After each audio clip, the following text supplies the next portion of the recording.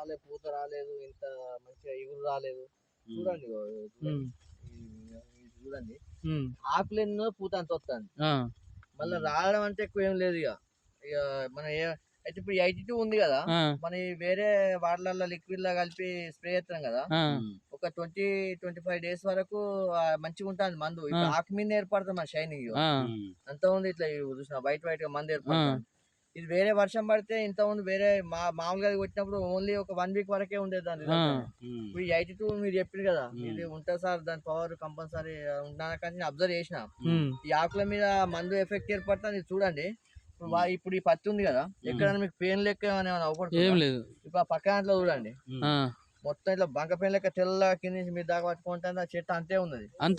మీకు అంత ముందుకు ఇదే పొలంలో ఇంత డిఫరెన్స్ రాలేదు అసలు.